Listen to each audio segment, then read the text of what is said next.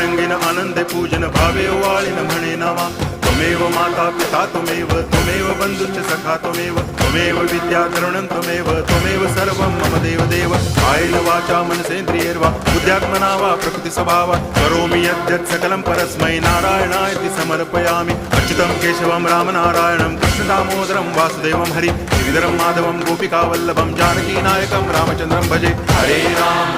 Ram